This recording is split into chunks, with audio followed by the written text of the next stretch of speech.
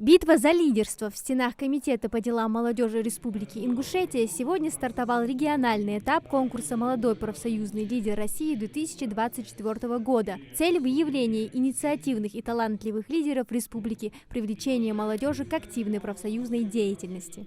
Уже во второй год мы проводим этот конкурс «Молодой профсоюзный лидер России». Региональный этап.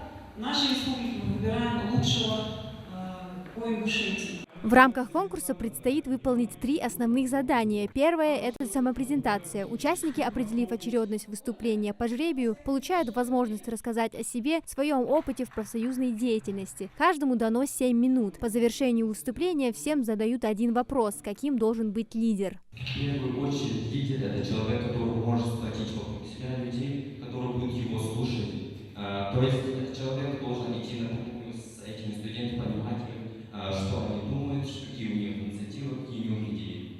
Второй этап конкурса проходит в формате вопрос-ответ. Участники своими словами рассказывают, что такое социальное партнерство и коллективный договор. Задание показывает, что участники хорошо понимают роль профсоюза в современном мире. Коллективный договор – это правовой акт, который заключается, когда работник устраивается на работу и подписывает соглашается с определенными условиями данной организации. То есть это решение всех социальных бытовых проблем. Всего участников 7, среди них Абубакар Аушев. Он сегодня вообще не волнуется, в профсоюзной деятельности принимает самое активное участие. С приходом в университет я занимаю активную позицию общественной политики, и с первых же месяцев, как я поступил, мне попалась должность заместителя председателя профкома. После назначения на эту должность немного прошло время, и я стал председателем волонтерского центра уже на своем факультете. Я участвовал во многих мероприятиях международного уровня, всероссийского уровня, такие как Всемирный фестиваль молодежи, форум России и так далее.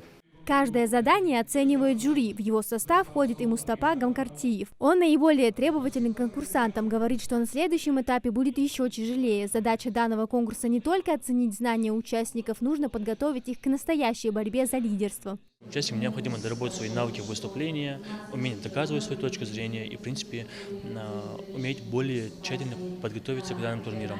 Я почему ввел жесткую, критику в отношении участников? Потому что им нужно выступать перед другими субъектами, участвовать в скафошном турнире. А там, как я понимаю, там будет лучшие со всех регионов, и там будет жесткая борьба. И в этой жесткой борьбе они должны быть напористые, жесткие и уметь доказывать свою точку зрения. Третий этап конкурса – это дебаты, состоит из 2 заданий. Время выполнения 5 минут. Организатор, председатель молодежного совета профсоюзов Ингушетии Арсен Яндиев формирует 2 команды. Одна группа будет представлять работодателей, другая же профсоюз. Им необходимо решить, что делать, если работник ушел с работы на 3 часа раньше из-за того, что в организации не было воды. Дискуссия насыщенная, каждый уверен в своей правоте. У вас в организации нет генератора, то есть в случае, если нет воды,